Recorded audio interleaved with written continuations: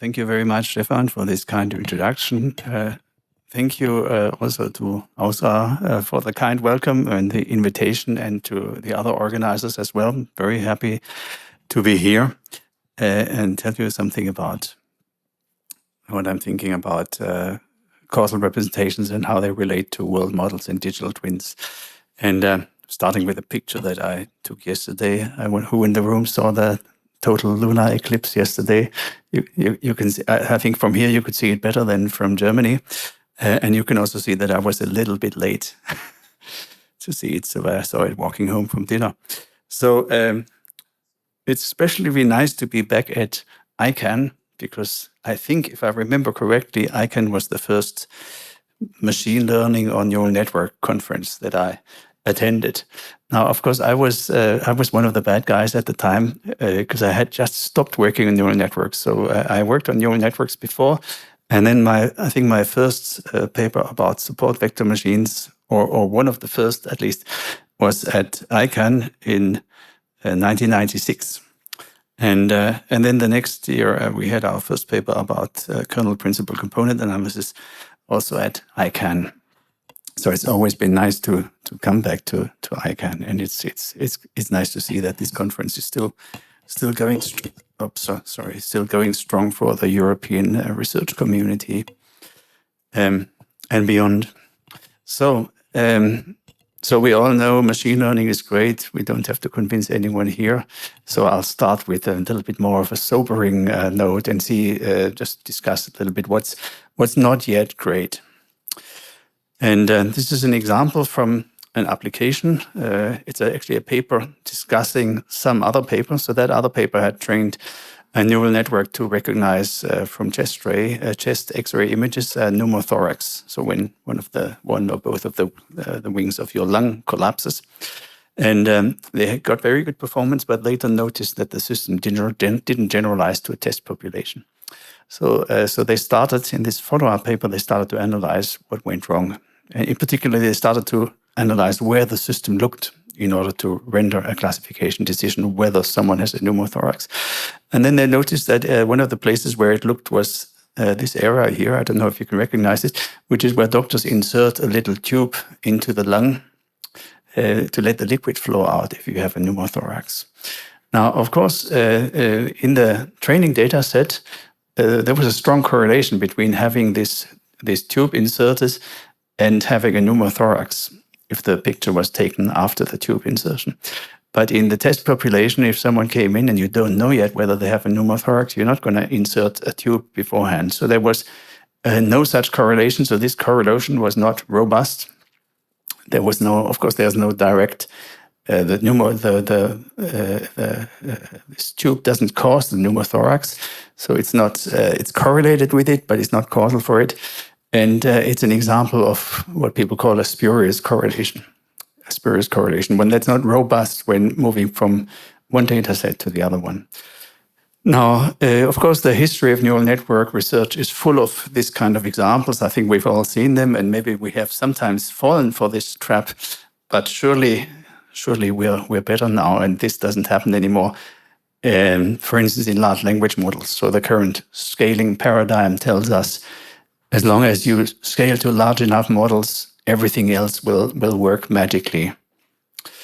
Unfortunately, that's not quite true. So let's think about foundation models a little bit, and let's play with them a bit.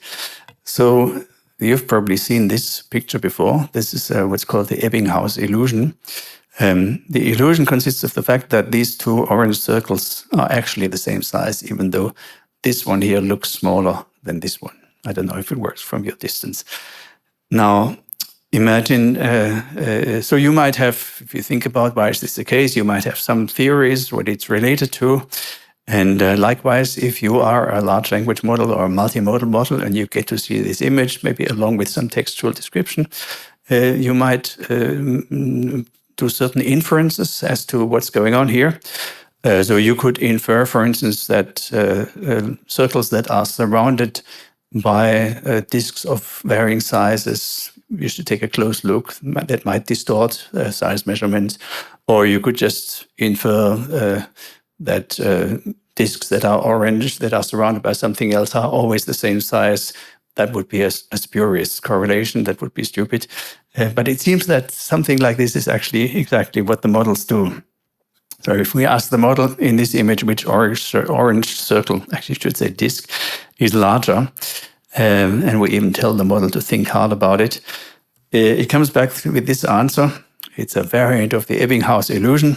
Although the circle on the right appears larger, both orange circles are actually the same size. So this boldface comes from the language model. And it even offers, I think that's one of the next examples. So this was observed by two of my PhD students. And I found it so amusing that I spent a whole day playing with different visual illusions, doctoring visual illusions. And I took those three. You've probably seen them before. In this illusion here, these two segments are the same length. That's the Müller-Lyer illusion.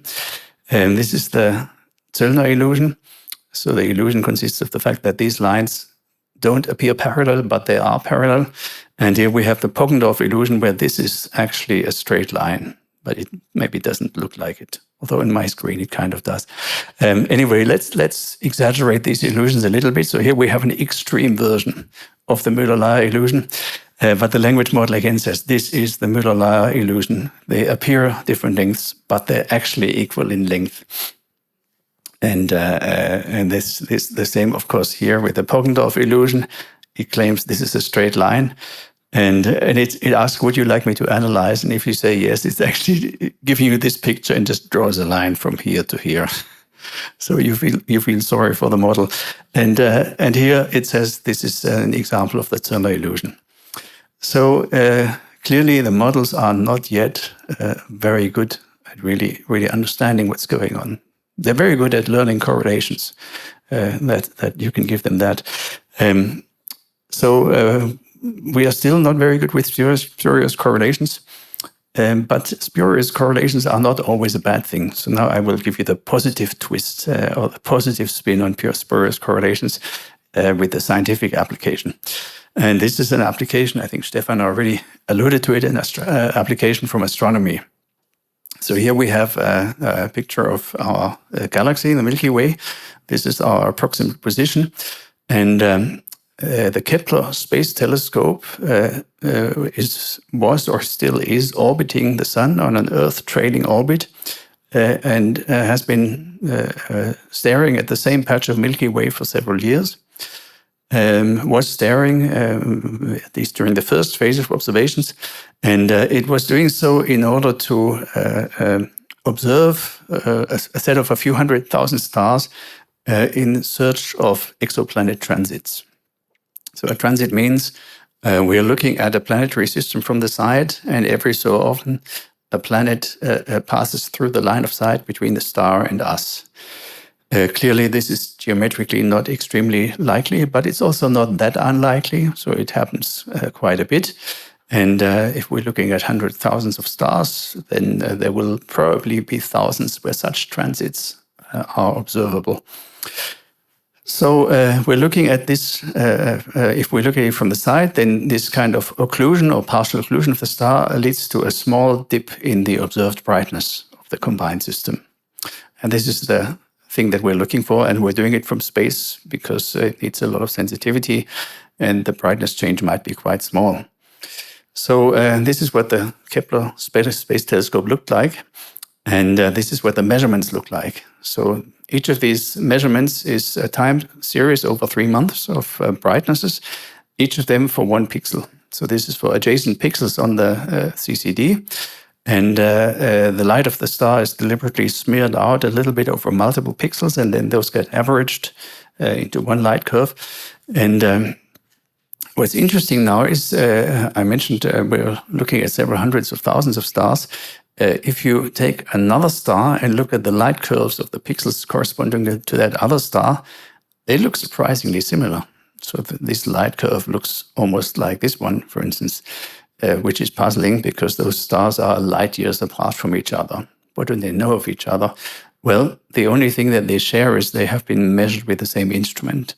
So if we were to draw a causal model for how the observations are generated, then clearly the measurements are actually influenced both by the astrophysical signal that we're interested in and the telescope. And now the interesting thing is that the telescope affects not just the light curve of the star of interest here, but also the light curve of many other stars. In fact, hundreds of thousands of other stars. Which gave us an idea so there's a spurious correlation between these two things, and it's spurious because it has nothing to do with the astrophysical signal. It only comes from the instrument. So this is the correlation that we would like to remove. So this led to a very simple algorithm, which basically consists of trying to estimate this quantity of interest as best as we can from hundreds or thousands of other stars, of which we know they're sufficiently far away, also on the CCD, so that there's no direct light leakage. So whatever they still share must come from the instrument, for instance, from pointing errors of the instrument, etc. And then we remove this thing. So we basically perform a regression in a high-dimensional space of this quantity on many such quantities, and then subtract that regression. So the regression estimates the conditional mean. And we subtract that, and we can also theoretically analyze this. We can make some model assumptions how the data are generated. And we have to assume that in a sense that all the information about the noise affecting our measurement is contained in the other measurements, possibly in a way unknown to us, but it has to be there. And if that's the case, then it turns out that under these two assumptions, subtracting the conditional mean, so subtracting the regression, will actually recover the random variable that we're interested in, the astrophysical signal, up to a constant offset. And this is an equality of random variables, almost surely. So that's very nice. And we have also a generalization of that to a slightly more general situation. And so up until this point, it was a nice theoretical project, but we also integrated this into a search pipeline. So if you look for exoplanets, you're also looking for recurring occlusions, etc., together with astronomers. And we published a list of around 30 exoplanets. And most of them were subsequently confirmed using other observations. And one of them was particularly interesting. And it got this name K218b.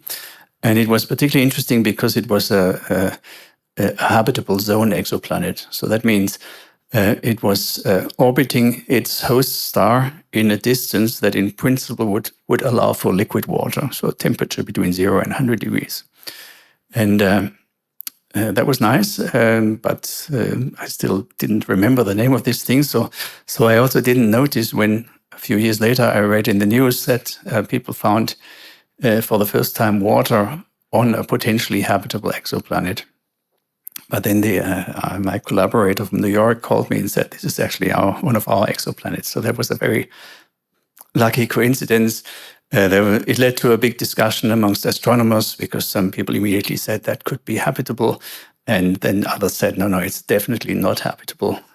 One reason being that it was relatively close to the host star. So it was a relatively dim host star. And it was so close that it was tidally locked, which means it's always the same side facing the star, a little bit like the moon is always showing the same side to us. So it was tidally locked, which normally would mean that there's one side that's very hot and one side that's very cold.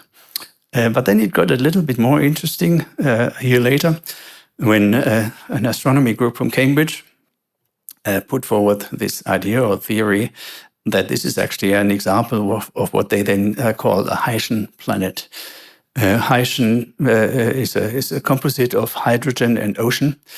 So they were arguing that plausibly this planet is covered with an ocean, a water ocean, completely, which would be nice because it leads to some mixing of temperatures. And then that water ocean is covered with a hydrogen-rich atmosphere. So a Haitian planet. And then it got even more exciting 3 years later. When the same group, using the James Webb Space Telescope, discovered methane and carbon dioxide in the atmosphere, which are interesting organic compounds. So all sort of plausibly consistent, or at least not ruling out the possibility of life there. And then this year, maybe you read it in the news, they went out with even stronger claims, saying that they found evidence of dimethyl sulfide and another compound in the atmosphere, which also exists in the Earth's atmosphere, and which on Earth is generated by plankton. So it all sort of nicely fit together with this story. We have this planet that might be covered with an ocean, and there might be something that looks like it's generated by plankton. So it was big excitement. But there's also a big controversy in astronomy. So I have to be very careful when I mention this to astronomers, because all of they already fall into two camps, and the majority of them is very skeptical. Which I think is a healthy bias, because otherwise people would be constantly rushing out with discoveries just because they want to be the first ones. So it's probably not true, but I'm still hoping that it might be true. So it's been very exciting, and it's nice if you work in machine learning, you can work with scientists from all these different fields, which I think is extremely rewarding, and maybe more rewarding than just following the mainstream. But I also have some mainstream work at the end of my talk. So I'm going to come back to language models a little bit again at the end. So we've used the same method, also this method which is effectively removing spurious correlations, or estimating or exploiting spurious correlations. We've also used it on what's called direct exoplanet imaging. So, remember that the transit method only finds exoplanets which are such that we look at them from the side. Now, if we are ever to discover or if we are ever, our children or grandchildren or in the future, are ever going to visit an exoplanet, it's going to be for sure one that's nearby. And statistically, it's very unlikely that the closest exoplanets to us will be observable using the transit method. So if we want to find those closest exoplanets, we have to use other methods. Now, fortunately for the closest ones, there's also the possibility, in principle, to use them to directly image them, especially if their host stars are not too bright and if they're far away from the host stars. So astronomers have special instruments where they try to do that, but it's very hard. It's a little bit like detecting a firefly that's sitting on a lighthouse. And you can try to do that, but the trouble is you have to separate a very faint signal from what they call speckles, so sort of little light signals that are generated by fluctuations in the atmosphere and that show up in your image. And effectively, we're doing the same here. We are every pixel. We're trying to explain every pixel in terms of other pixels that should be statistically unrelated to them, were it not for a joint spectral process. And if we do that, then, for instance, we can turn an image, which this is already denoised using the standard method, which sadly I have to say is something like principal component analysis.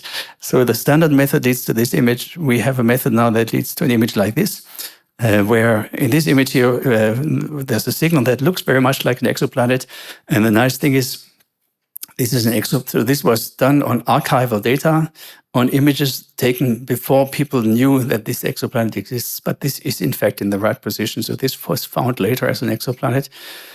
So people call this a pre-covery. It's not a discovery, it's already known, but you rediscovered it on older data.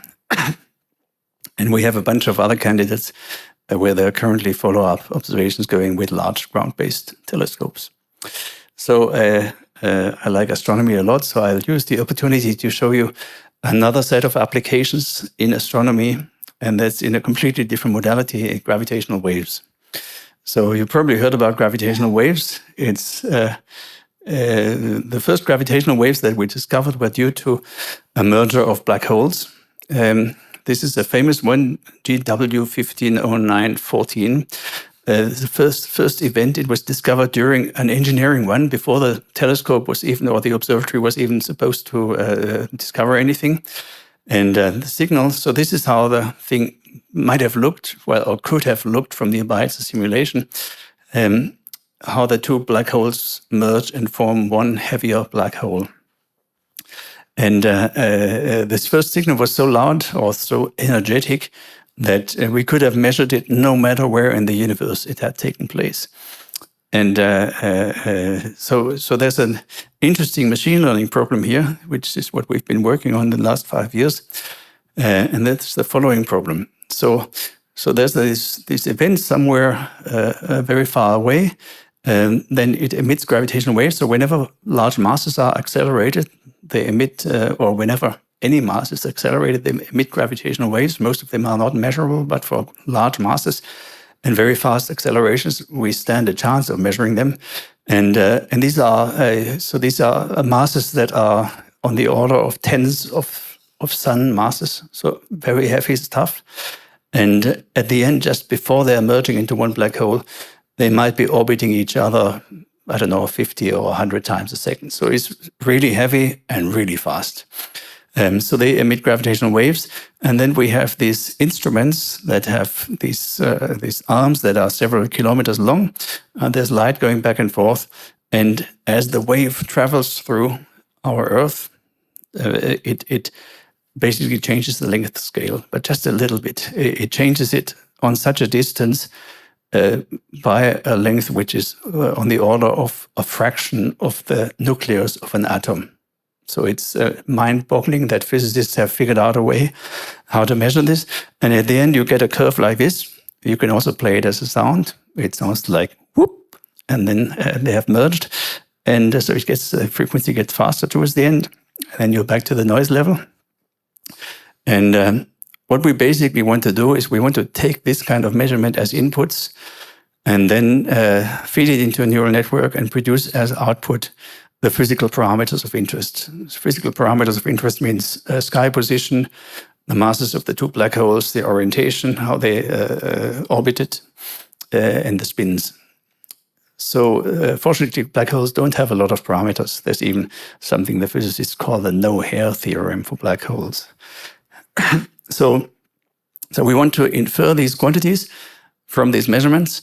Now, of course, we don't have direct training data, but the good thing is we have a very precise theory, and that's general relativity.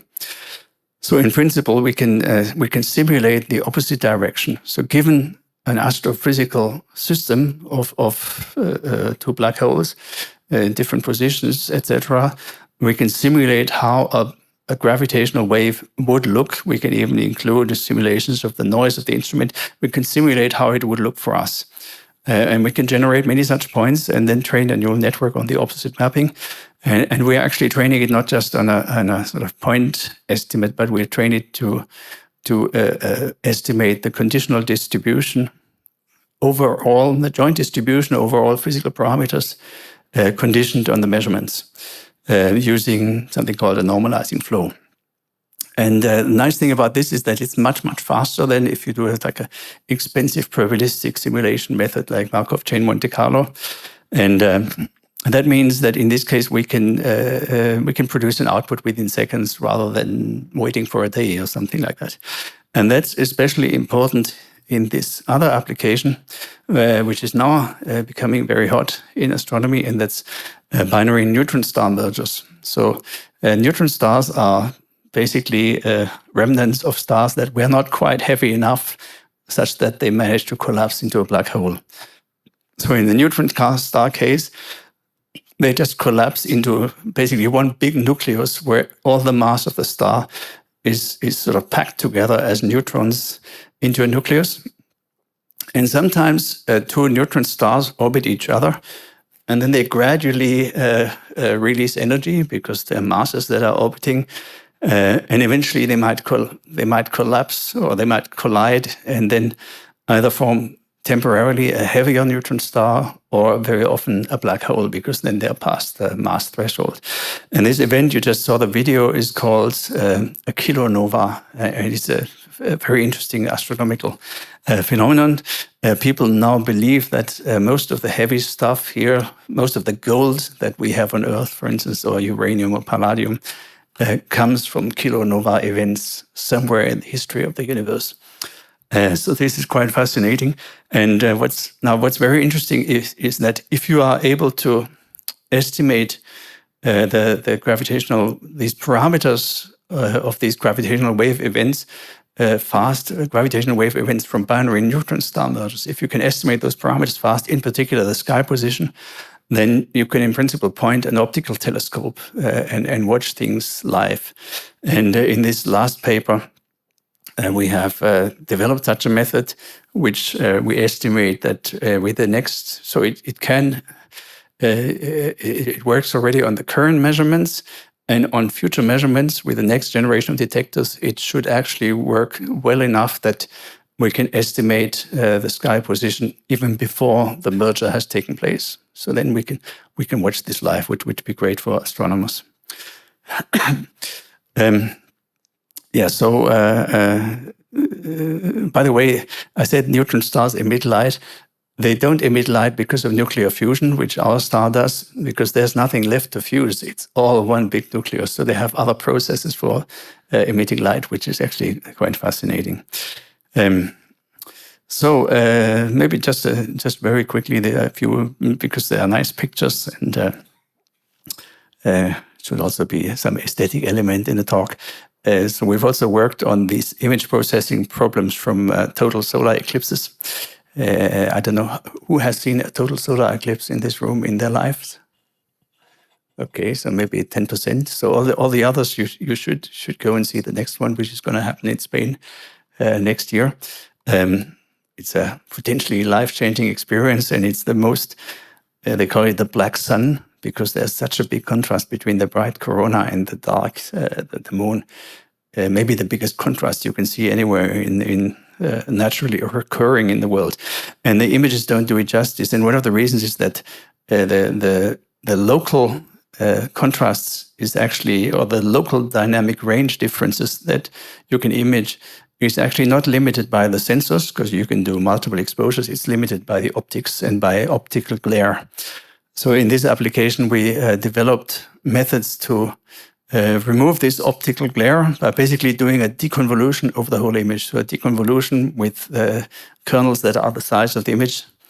And this way we get this sort of more realistic. I mean, this of course is tone mapped, but in principle you can look at it on a high dynamic range display, which nowadays exists, and you get a much more realistic impression. And you can also turn up the brightness and see the dark side of the moon here. So, and currently we're working on methods to sort of bring out the contrasts, sort of fine-grained contrast in the corona of the sun. So let's go back to spurious correlations and I'll try to tell you what this has to do with causality, or how do we understand spurious correlations in terms of causal structures. And I have to be careful. I was just at a workshop with philosophers, and they told me I should not use the term causality in the way that I'm using it. But maybe amongst machine learners, it will still slip out. I think in a certain sense, maybe it's better to talk about interventional. I kind of agree, but because causality is a very loaded concept. Let's imagine we have two quantities that are, so the paradigmatic example of a spurious correlation is actually from this data set. It's in European countries, a data set that measured the human birth rate and the frequency of storks. And in this data set, it turns out that the two quantities are correlated. And Reichenbach, who was a philosopher / physicist, about 100 years ago, or a little bit less than 100 years ago, he developed or proposed what he called the common cause principle in a book called The Direction of Time. And this principle says that whenever we find two quantities to be correlated, there has to be a causal explanation. So in the generic case, there's a quantity that causes both of them. And Reichenbach said, now, as special cases, this quantity could coincide with one of those two. So it could be that the storks bring the babies. It could also be that the babies attract the storks. But in the generic case, it would be that there's something else that has a causal influence on both of them, such as economic development. And Reichenbach said that this other quantity can be chosen such that when conditioned on this, those two become independent. So this quantity explains all the dependence there is, all the correlation there is.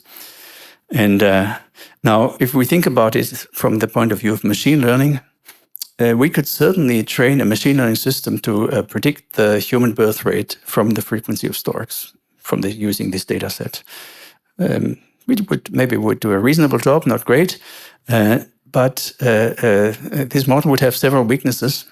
And two major weaknesses are, first of all, it doesn't predict the effect of interventions. So if you go to your local politicians and tell them, let's have more storks here to increase the human birth rate, nobody would believe you for a good reason. So it's just a predictive model. It doesn't say anything about interventions. And also the model, and maybe that's a little bit more subtle, but effectively the same point, the model may not transfer. For instance, if you take the same model and apply it in South America, it might just give you rubbish. So as long as we are in the simple IID setting that we're all used to, so independent and identically distributed data, we don't have to worry about these things. Then everything is fine, and we don't care what's the causal structure. But as soon as we leave this comfort zone of IID data, it's actually worthwhile to think about it. Now, this kind of observation of Reichenbach, so correlations can be explained by confounders such that the confounder makes these quantities conditionally independent. It's basically the basis of graphical models and of all the interesting conditional independence structure that's in graphical models. And I think many of you know graphical models, but even if you don't know graphical models, there's a very simple way of thinking about graphical models, which is in terms of mechanism, and it's the following one. You have a set of observables, and you assume that they're on a directed acyclic graph. So they're connected by arrows, and the arrows represent direct causation. Now, we assume that each variable is a function of its parents. So that's this is the effect, and those are the causes. So far, this is deterministic, but we'll make it a little bit probabilistic by saying there's also at each node, there's a possibility of a noise term. And we will assume that these noise terms are jointly independent.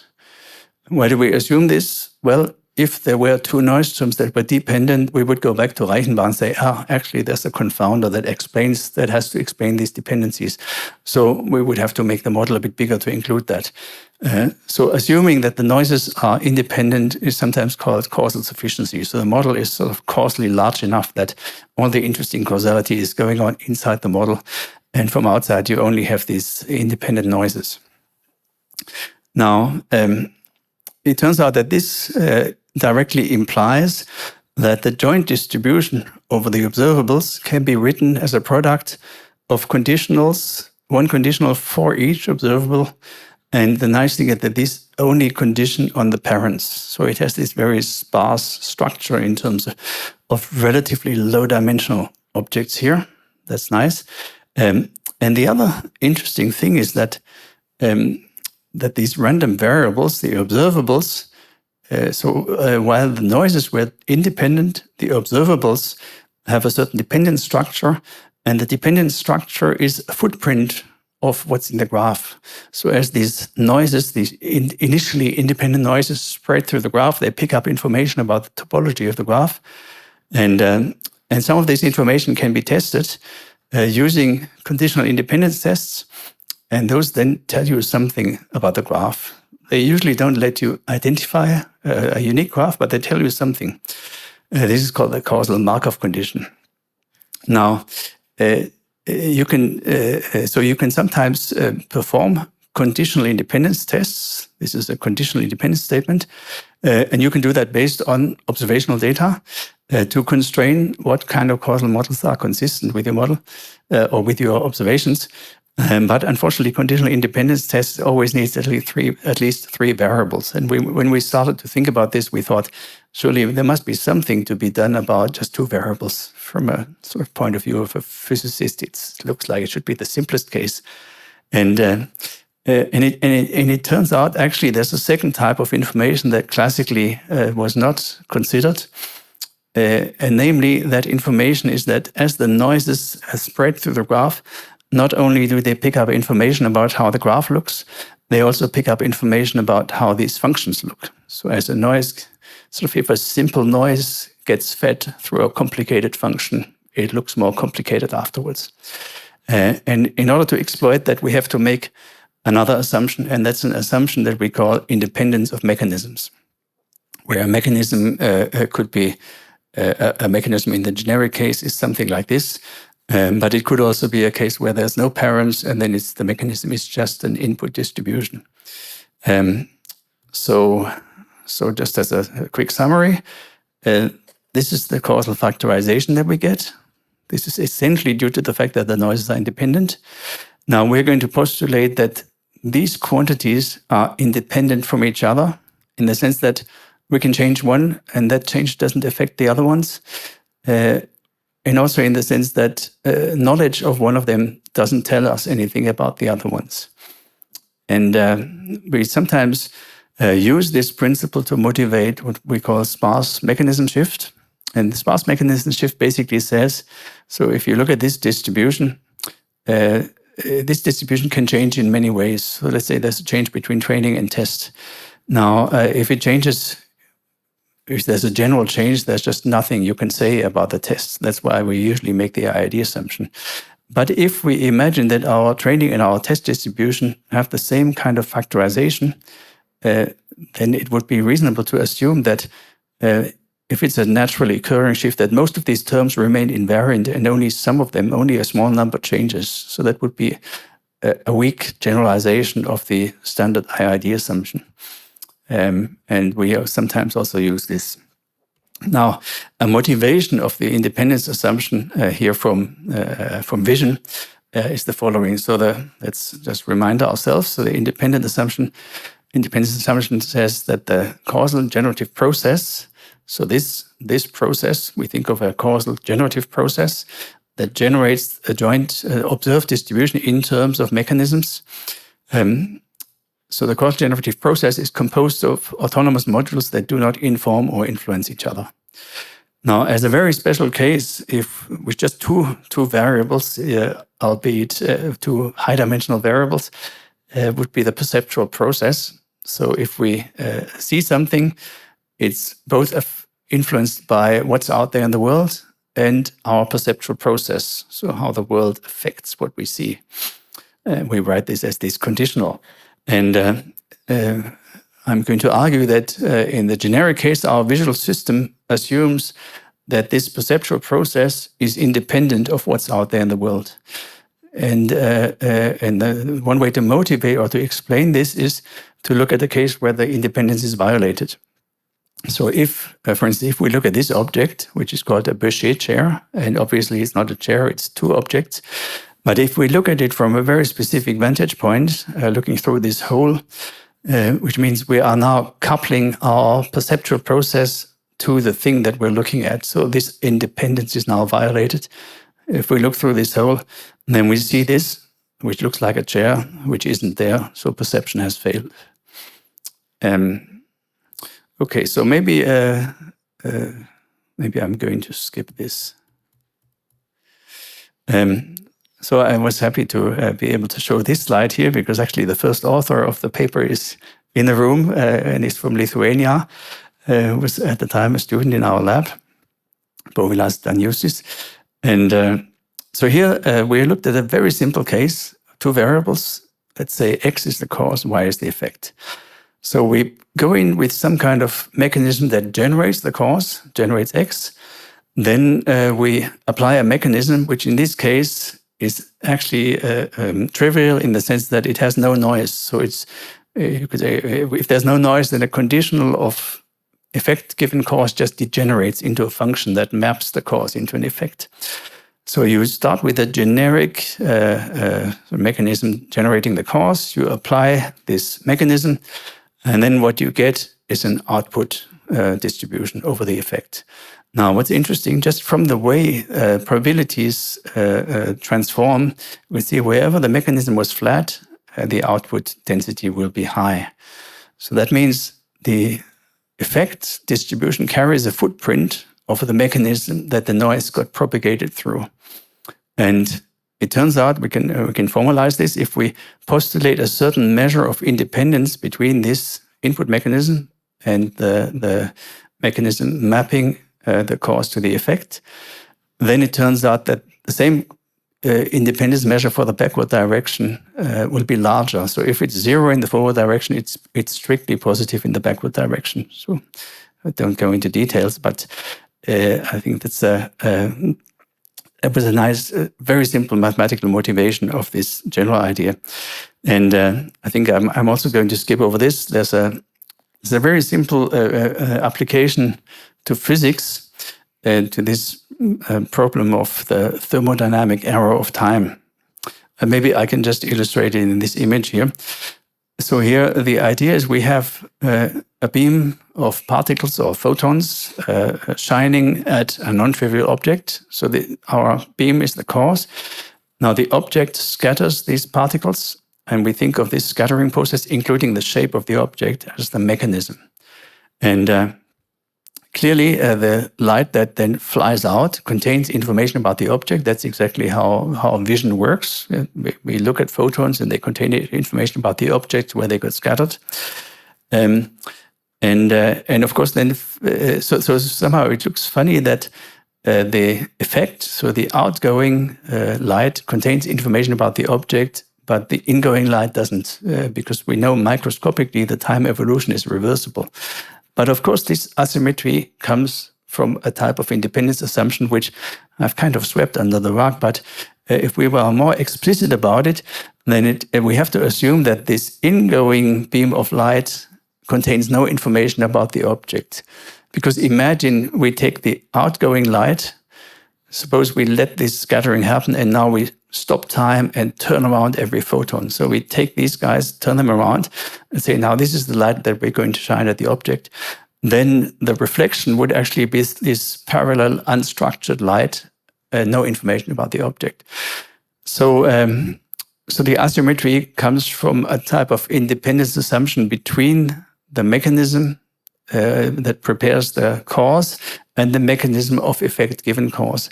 And it turns out that we can formalize this in terms of algorithmic complexity, or so compression length, Kolmogorov complexity, and can then prove a version of the second law of thermodynamics about the error of time, that the entropy of a system cannot decrease. Also, just briefly, I want to mention that more recently, so this is going to be maybe 2 more theoretical slides, but I'll just give you the high-level view. Recently, we've managed to get a nice statistical formulation for this independent mechanisms principle. And it's building on this notion of exchangeability.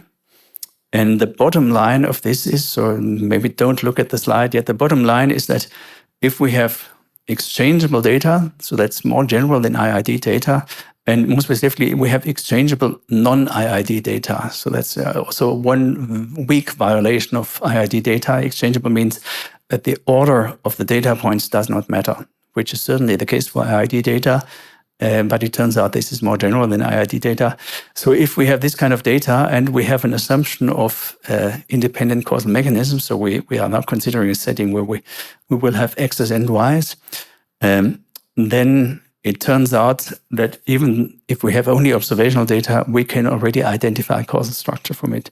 So in that sense, non-IID data is actually strictly more useful than IID data, even though traditionally we've always tried to engineer away the non-IID problems and turn things into IID. So this is the standard Definetti theorem, which maybe you've seen already. So we have data where the order does not matter. And then the Definetti theorem tells us that any such sequence, any such probability measure which has this permutation invariance property can be written as a mixture of conditionally IID data sources. So that means there's a latent variable that explains the violation of the IID-ness, and then Bayesians sometimes call this variable the prior.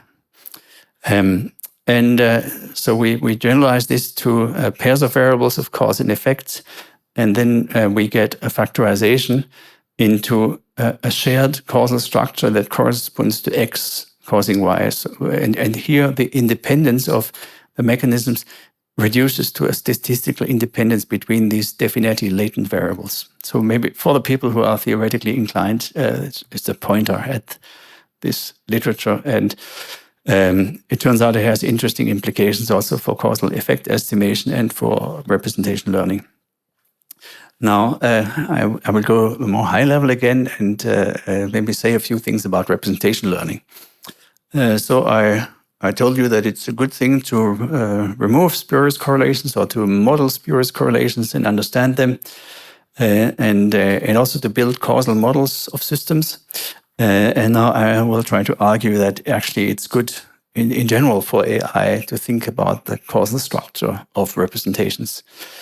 And this maybe motivate this a bit with this image here. So we all know we have great image models that generate very realistic looking images, essentially still by exploiting correlations in large data sets. But if we look at such an image, there's much more than correlations between pixels. So we might think, well, if this chicken eats all these grains, what's going to happen? Or what's going to happen if the cat wakes up, etc. So there's all sorts of stories, hypothetical stories or counterfactual stories contained in such an image. And I think this is, and for me, even from the days when I worked on my master's thesis, when I was still doing neural networks at the time, one of my favorite quotes was from this animal behavior scientist, Konrad Lorenz, who once said, I was at the time working on neural network models of spatial navigation, and he said, thinking is nothing but acting in an imagined space. So you can imagine this is really the root of thinking. Once you have a model that permits interventions and you start reasoning or playing mental interventions, or you do what Animal, I think Tolman called it vicarious trial and error behavior. Once you can do this, you can move away from purely reactive behaviors. So I think this has influenced my thinking ever since. And I think this is the direction in which representation learning should be moving. So we should have representations that support actions and therefore eventually thinking. And I think it's also, maybe have time at the end, a good way to think about models of complex systems. But let's see if I get to that. So we've tried various directions how to make representations more causal concretely. And it's not a solved problem. There are various ideas around, but there's no really compelling solutions. But we've tried exploiting independence of mechanisms. We've tried embedding structural causal models into a latent space of a neural network model, etc. Or we've used sparse mechanism shift. And with examples, and maybe I'll show just a few pictures. Well, this is a project where we try to build compositional generative models for images, or actually for 3D objects, which are then rendered as images based on scene graphs. So here we can generate such compositional systems. Or here we have another image model that's trying to allow for more causal control than just generating an image based on a text. So here it's, for instance, by conditioning, in addition to a text condition on this simple sort of segmentation image of a scene, in which case the generative model generates this thing here, which is quite different from the real-world images that the segmentation mask was derived from, but maybe equally plausible. And there's also in the same paper this application where you can insert an object into a scene, an object which you have trained the model to learn. In this case, it's a simple Max Planck mag, which has this Minerva symbol on it. And then you can, for instance, insert it in front of a blackboard. You can give it to Isaac Newton. It works in many cases, but we want to show some failure cases. If we give it to Alan Turing, it removes the logo. So I think the model is getting more secretive if it hears Turing. And if we give it to Albert Einstein, it puts Einstein's face on the cup. Here's another fun application where we use this sort of a structured representation to automatically compute hybrids. So here we have a picture of a real koala. Here we have a picture of a teddy bear, a real picture of a teddy bear, and then the system generates something that could maybe plausibly go as a koala teddy bear, but this one is synthetic. So maybe thinking about it more generally, so we want to move from statistical to causal representations, but maybe this begs the question: what is a representation? And this is also not a solved problem. So there are two extremes. So one extreme is this is a picture basically from the history of quantum mechanics. So when people started thinking about the observed spectral lines of atomic systems, they came up with this model, the Rutherford model of an atom. The model is inspired by astronomy. So we imagined, even though it's not about gravitation, but about electromagnetic forces, but you could imagine that there's a positively charged nucleus, and then these negatively charged electrons are orbiting the nucleus. And this allowed people to explain quite a bit of the observations. But at some point, Heisenberg and others came and said, well, maybe this is fundamentally wrong to imagine that those electrons move like planets around a star, because we can never see them directly. And this was also influenced by the current, at the time, a popular stream in philosophy called positivism. And then they said, well, let's just try to find some kind of algebra that explains directly the observed spectral lines. And that was the matrix algebra of quantum mechanics, where Heisenberg reinvented matrix calculus without knowing it in order to explain these spectral lines. Now, this kind of leads to this idea that a representation, it's not so much about sort of talking about what is the truth, but it's about a representation that supports certain types of observable, either that produces certain observations or supports a certain behavior. And that's also, it's kind of mirrored in this discussion in the field of cognitive mapping.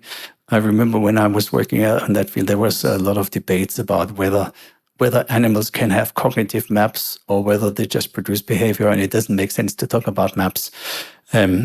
So when for me, maybe the most crucial requirement of a representation, of a causal representation, or of a world model, which I kind of think of as almost the same thing, is this statement of Heinrich Hertz, who once said that we create internal symbols, so representations, of external objects such that the consequences of the images that are necessary in thought. So we take our representation and then continue what is necessary in thought, and that should coincide with the images of the consequences that are necessary in nature. So maybe it's expressed in a slightly convoluted way, but really what this says is there's a commutative diagram. So there's a diagram that you have a state of the world, and then you have a time evolution, or let's make it more general, let's say an intervention, an action in the world. So I take this object, I move it, it's in a new place.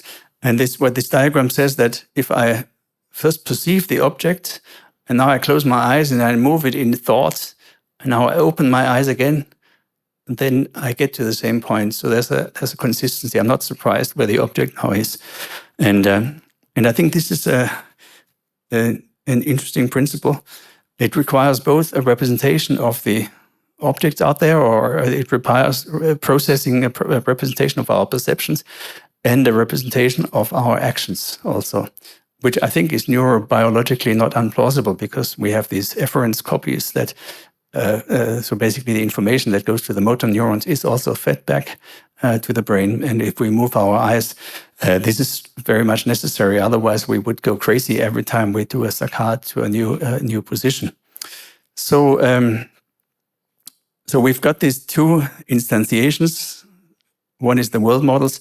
The other one I didn't talk much about is the data science instantiation, where I would argue that it's very interesting to decompose a complex system into mechanisms because mechanisms tend to be stable, and you can model the mechanisms separately. Once you have decomposed this into the sparsest possible, and I would argue that the true mechanisms will give you the sparsest possible decomposition of such a joint distribution.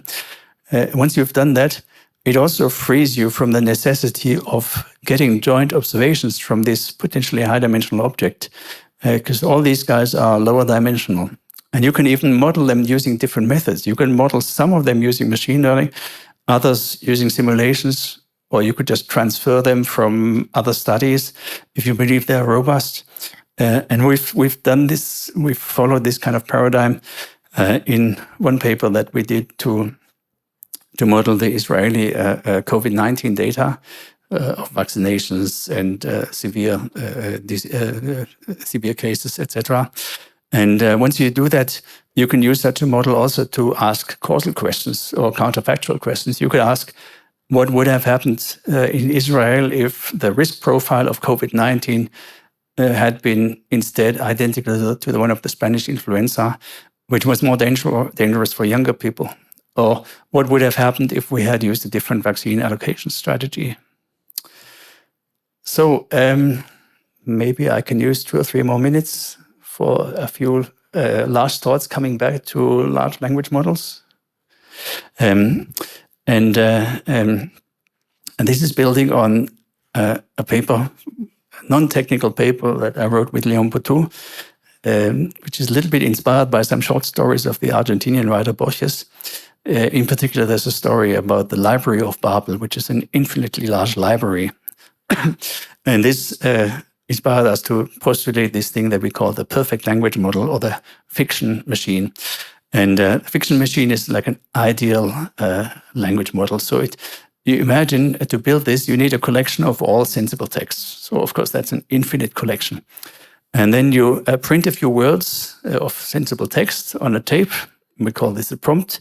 You find all occurrences of these words and you randomly pick one of them. From that one of them, you read the next word, you print it in your tape, and you repeat. If you follow this process, you will always have sensible text. It will always continue. But of course, it's purely mechanical. There's nothing about understanding or intention. And it's a little bit like, without wanting to insult anyone, it reminded me a little bit of this gentleman who was the world champion in Scrabble several times. He's from New Zealand, and at some point he must have gotten bored with it. He decided to compete in the Francophone Scrabble World Championship, but he didn't speak French, so he learned by heart a French dictionary, or maybe a specialized Scrabble dictionary. And sure enough, he became Francophone Scrabble World Champion without speaking French. So I think what language models currently are doing is a little bit like that. And then I think if you now think about realistic language models, of course they can't really do a conditional density estimate in a 100,000 dimensional space, even if you have the whole internet to train. So they have to use richer structure in the language, and there is richer structure in this set of sensible texts. And in particular, there's a large number of transformations that keep this set invariant. So if you have a sensible text, for instance, if I say Stefan Wermter is sitting in the first row on the right-hand side from the speaker, this is a sensible text, but I could replace Stefan by Ausra or something, and it's still a sensible statement. Or I could change. I could say it in German to him. It's still sensible. So there are all these transformations that turn one sensible statement or sensible sentence into another one. But if you're interested in the set of factual texts, if I replace Stefan's name with somebody else's name, it's no longer factually true. So producing factual text is much more expensive than producing sensible texts. And of course, the newspaper people have known this for a long time. This is a quote from the editor of the Guardian of Manchester, he said, "Comment is free, but facts are sacred." So this is a hard problem, and it's very confusing for us, I think, because to us, language models look very intelligent because they are very fluent. They can talk about all these different topics. And we take this as a signal of intelligence because amongst humans, this is strongly correlated with intelligence. But language models have a very different kind of intelligence. So I think of them much more as a kind of aggregated version of humankind's cultural knowledge, which of course is a big component of our intelligence as well, but it's not all. So whether this leads to human level or AI, human level AI, I'm quite skeptical. I think we need additional ideas if this were our goal. That's the other question. Do we even need human level AI? And one can also test LLMs to see if they understand causality. And there are good reasons to say that if you make sure that you really test genuinely new statements and not things that have been contained in the training data set, they probably don't understand it very well. Maybe just as a very last pointer, we've recently started to bring things together to make them understand causality better. We have a method to pre-train transformer systems on causal data sets and interventional data. This is inspired by the TAP PFN method that does this for regression, but we've shown that it's also possible for causal effect estimation. So I think this is also an exciting direction. So with that, I would like to thank all my team, thank the whole European research community, maybe also give a little boost for the ELIS initiative that's trying to really make sure that Europe stays competitive, just like also the ENSS stays competitive in this kind of research. And end with this fake quote, which is loosely based on Confucius. Thank you very much.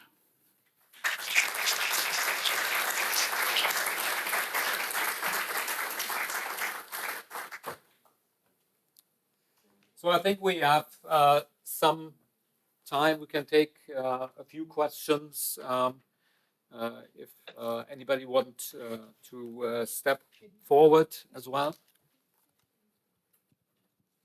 Yes, please. So thank you very much for your interesting talk.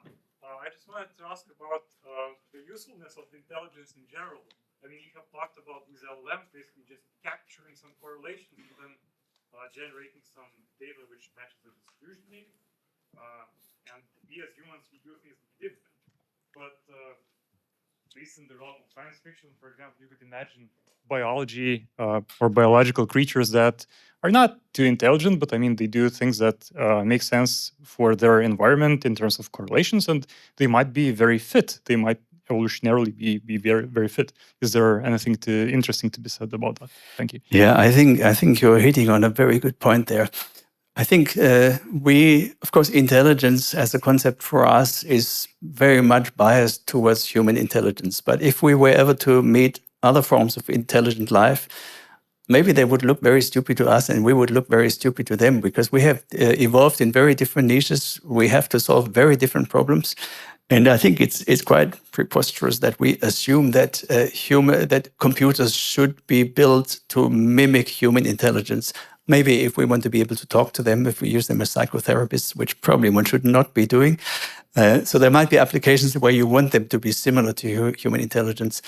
But I think we're strongly biased, and especially sometimes people, they talk about AGI, artificial general intelligence, and equate it with human intelligence. But human intelligence is not general in any sense. It's very specialized, as you point out. So I completely agree. Yeah.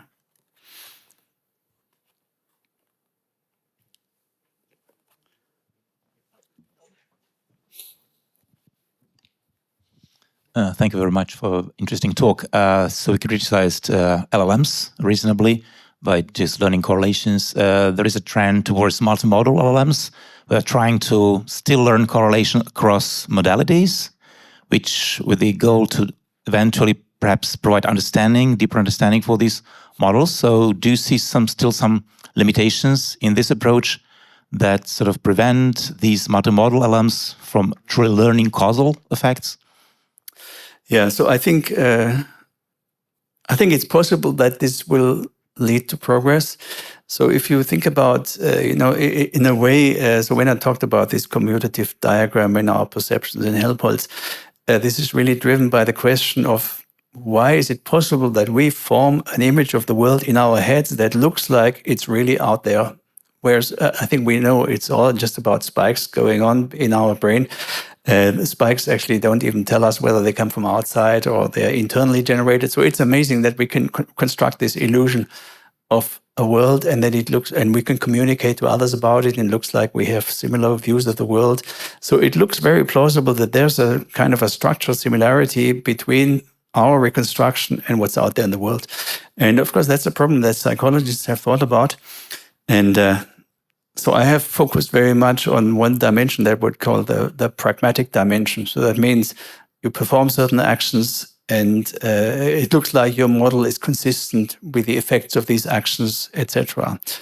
But there's other dimensions that people have been discussing, how to sort of ensure that such a world model is veridical or has something to do with the world. And I think another one is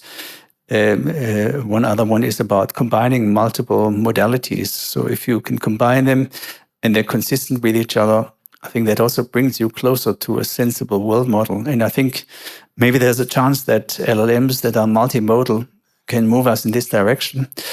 One could also argue that maybe LLMs have to be endowed with the possibility, or large models have to be endowed with the possibility of performing actions and experimenting on the world. There might be other reasons why we don't want that, but maybe that means if we don't let them, then they will not reach the same kind of intelligence that we have.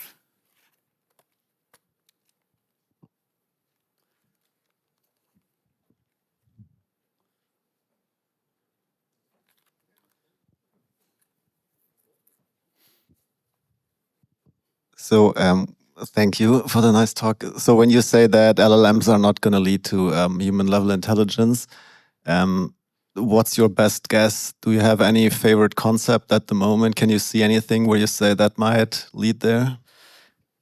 Well, I think it would have to include some understanding of actions and their consequences. So I think it would have to. So I think certainly the kind of knowledge that LLMs use is one component of human knowledge, because our capabilities are not just learned by experimenting on the world and dropping toys on the floor and waiting for the parents to pick them up, but also we are being taught knowledge of previous generations of humans when we go to school or when our parents explain things to us. So that's an important component of human knowledge, and I think that's the component that LLMs are good at, because they can read much more than we can read. So if we manage to combine that with the other kind of intelligence, the more sort of animal-like intelligence, reactive intelligence, models of interventions, etc., then we will get closer to human-level intelligence.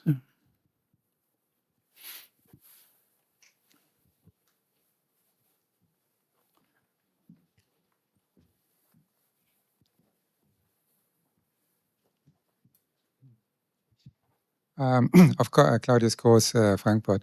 Of course, we don't know really how the development will go, but I think what is quite sure is that we always underestimate it. I mean, there's this famous saying that whenever machine learning progress was made, people were thinking, oh, pretty nice, far away from human level, and it will take so many years, for example, to achieve that and that. And in the last 5 years, as far as I know, that was always wrong. Progress was faster and unexpected. And I don't know where it will go, but it seems that the discussion also here is a little bit on the same level. Oh, my LLM at this moment does these stupid mistakes, so we can laugh about them. But isn't that a little bit a limitation of our intelligence to understand what is really going on? Yeah. So I think the progress sometimes has been faster than anticipated, but sometimes has been slower. If you think about self-driving cars, 10 years ago, people were imagining that it's just a matter of 2 or 3 years, and we still don't have really robustly self-driving cars for general situations. Now, I have to agree that the progress in language models, certainly maybe between 21 and or 2020 and then 24, has been faster than almost anybody would have anticipated. Now, of course, so I'm pointing out a few things that they can't do, but as I do this, there's of course already hundreds of people working on fixing these problems, and LLMs are very good at beating benchmarks. So whenever you have a new benchmark out, you have a benchmark about causal inference on LLMs, you start training them on it, they get good at it. So it will continue. We will continuously see progress on LLMs, but at the same time, I think we will continue to move the goalposts. So we will continue to find things that they can't do. We will say, oh, they're better now, but they're still not, they haven't reached human level intelligence, because humans can also do this. Even if they can do lots of other things that we can't do, we will still say they don't have human level intelligence. So I think I agree a little bit with you, but maybe not completely.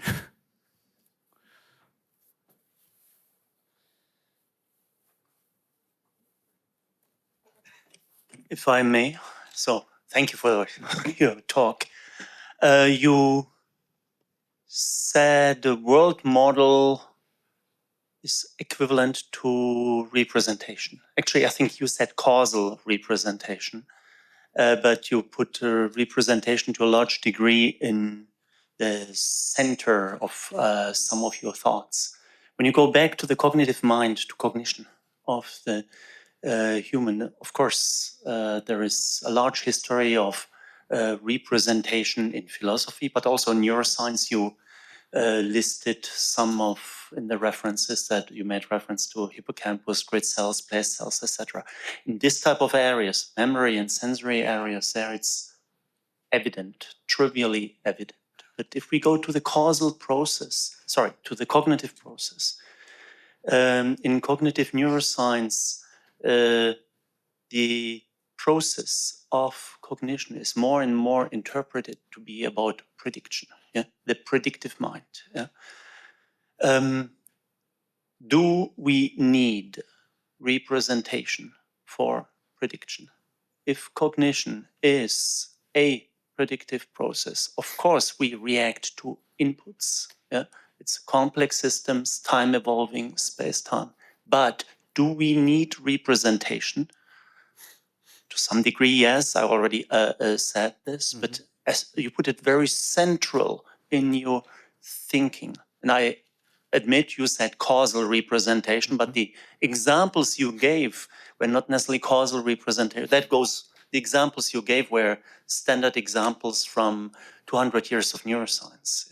So how well does the predictive mind, the process of prediction, as an understanding of cognitive processes, how deeply is it based on representation?